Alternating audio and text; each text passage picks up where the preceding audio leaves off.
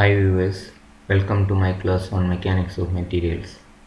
In today's class, I'll explain two numerical examples on thermal stresses induced in a composite bar when they are connected parallelly. Let us start.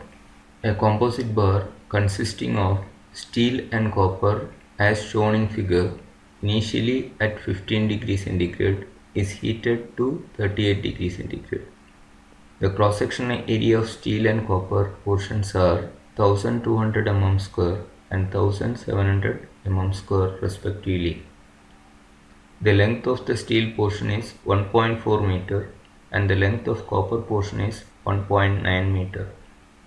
So find the stresses induced in the materials due to the temperature rise.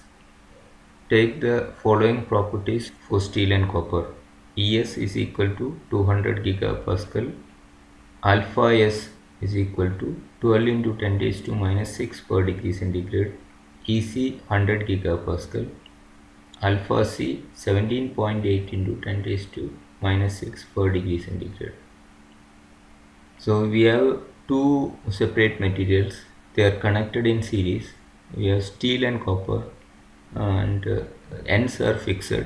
So when they try to expand, there is no provision to expand because it's a rigid support. It's not allowing to expand. This direction, steel may expand or copper may expand in this direction. So there will be a movement for the junction, but ultimately there is no uh, total expansion. Individual small expansions may be allowed, steel may be allowed to, or copper may be allowed. Any one of the materials, the length may increase and the junction may move either rightward or leftward, but there is no total increase in length. The total length of the bar will remain 1.4 plus 1.9, that is 3.3 meter. So that will be the total length of the bar. So there is no change in total length of the bar. So both the materials are constrained from expansion. Some constraint is there.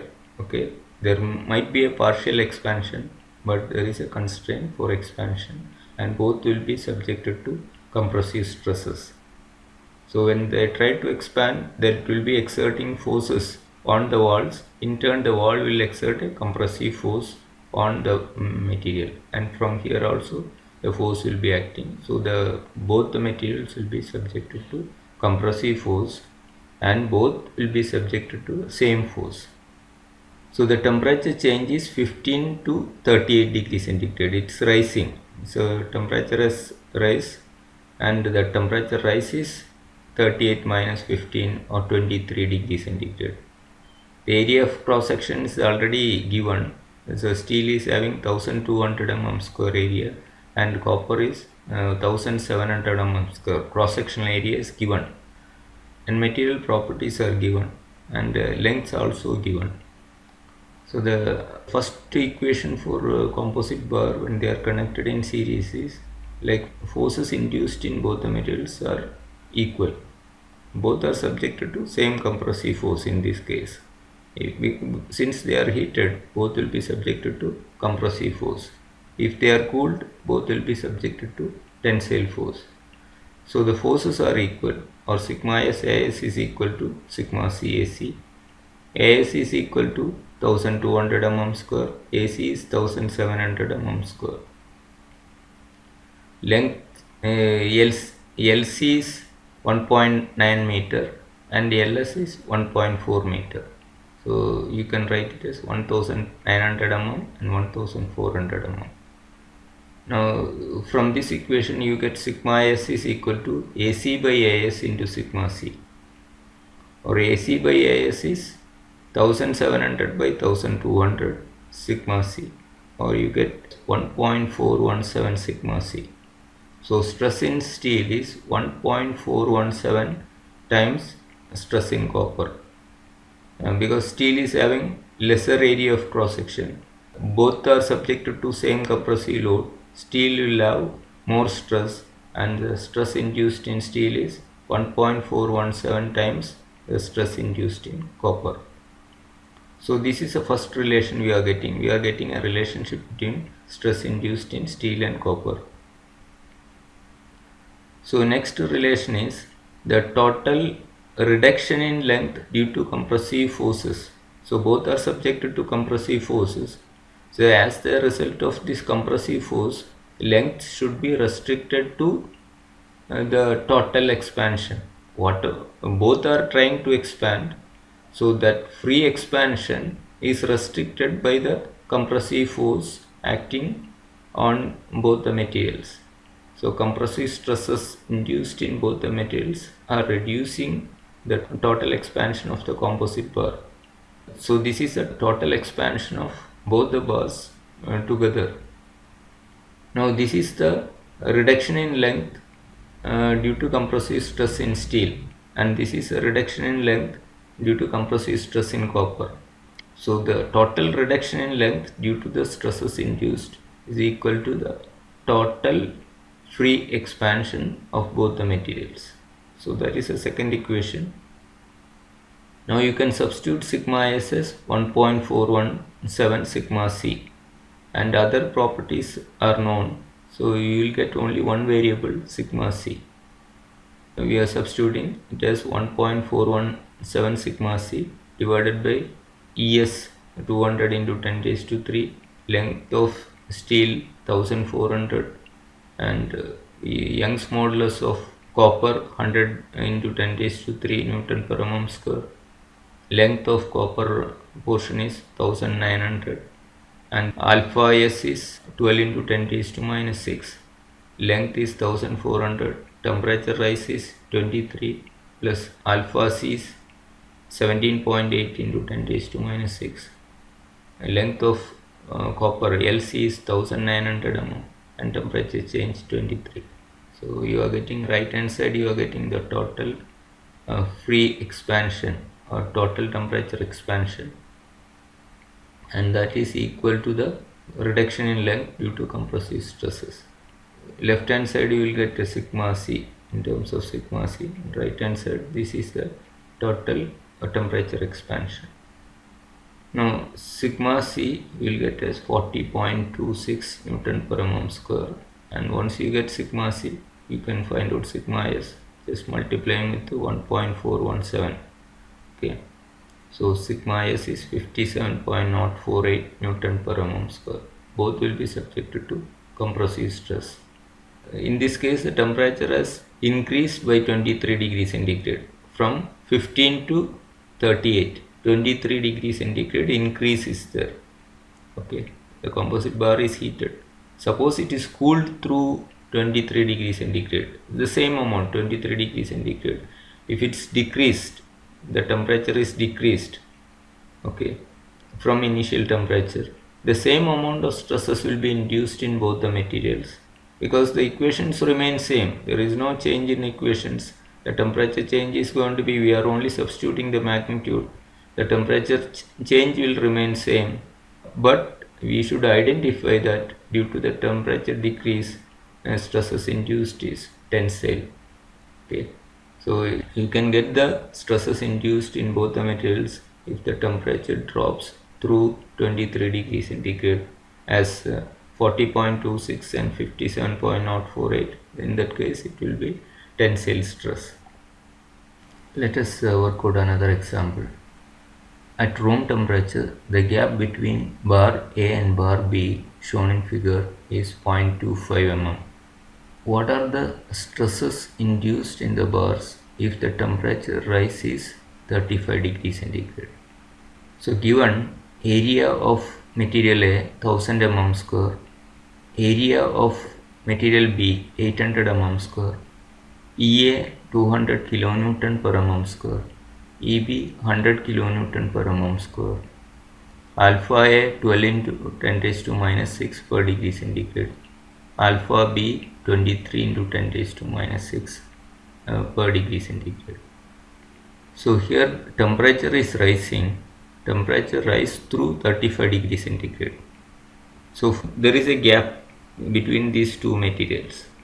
Now if suppose the temperature rise by 1 degree centigrade, so this will expand by a little towards right, and this will expand towards left. This material B will expand towards left, and the gap will not be filled. and that will be a free expansion. So for small changes in temperature, increase in temperature, there will not be any stress induced in the material. If it is cooled, the material can contract freely. Any temperature decrease, there will not be any stresses because there is no constraint. It is not constrained. The materials are not connected. So for cooling, there will not be any stresses induced in these materials. But if it is heated after a certain extent, after filling the gap, that will act as a composite bar in series and stresses can be induced. Now to find out whether for this temperature change stresses are going to be induced in these materials, you need to check the total expansion for this temperature change. For both the materials, how much both put together are going to expand, that you need to calculate. That is alpha A LA delta T, expansion of material A and plus expansion of material B, that will give the total temperature expansion. So that you can calculate by substituting these values, and in this case for 35 degrees centigrade you will get total expansion as 0.4095 mm, and that is more than the gap. Okay, since they are trying to expand more than the gap provided, compressive stresses will be induced in the material. So in this case stresses will be induced and you need to find out the stresses induced in both the materials. Okay, in such cases you need to check for the given temperature change the stresses are induced or not, or whether the gaps are filled or not, so that stresses will be induced in the materials. Now forces induced in both the materials will be equal, so that is force induced in material A is equal to force induced in material B, or sigma A is equal to sigma B AB, and sigma A is equal to AB by AA into sigma B, and we can substitute the areas of the corresponding materials. Then you will get sigma A as 0.8 times sigma B. So stress induced in material A is 0.8 times stress induced in material B. Stress induced in material A, because material A is having higher cross-sectional area, so stress induced will be less in that. So this is the first equation. Now the total change in length due to compressive stresses, once it goes beyond that gap, once the expansion goes beyond the gap, and the total change in length due to the compressive stresses induced is going to be equal to the total free thermal expansion minus permitted expansion. There is a gap, that gap you should reduce, so that total free expansion is 0.4095, okay, minus gap, okay, that gap is 0.25 mm, so that difference is only the restriction of expansion. So that compressive stresses induced in both the materials are only decreasing the expansion by not total free expansion. It is not restricting the total free expansion.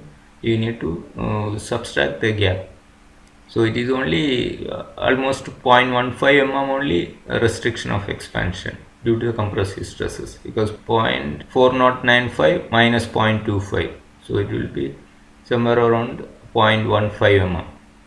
Okay, so only compressive stress induced only restricting the expansion by or reducing the length by 0.15 mm only.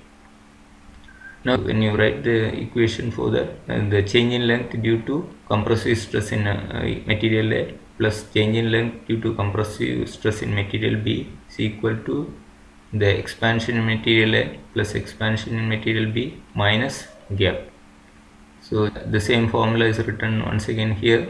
So you can substitute sigma A as 0.8 sigma B, and the Young's modulus of material A is 200 kilonewton per mm square. So that will be 200 into 10 raised to 3 Newton per mm square, or 2 into 10 raised to 5. 2 into 10 raised to 5 Newton per mm square. Length of material is 400 and EB is 100 kilonewton per mm square. So it is 1 into 10 raised to 5 Newton per mm square. LB is 300. Alpha value of material is 12 into 10 raised to minus 6. Length is 400. Temperature rise is 35. And alpha B is 23 into 10 raised to minus 6. Length is 300. Temperature rise 35 minus the 0.25 gap. So which will work out the stress in material B as 34.674 megapascal, and it is going to be compressive stress. And now you can find out the stress induced in the material as 0.8 into 34.674 or 27.74 megapascal. It is also compressive stress. So both the materials will be subjected to compressive stress. If the initial gap was not there, the stress induced would have been much more in these materials due to the same temperature change. That's all for today. Thank you for watching.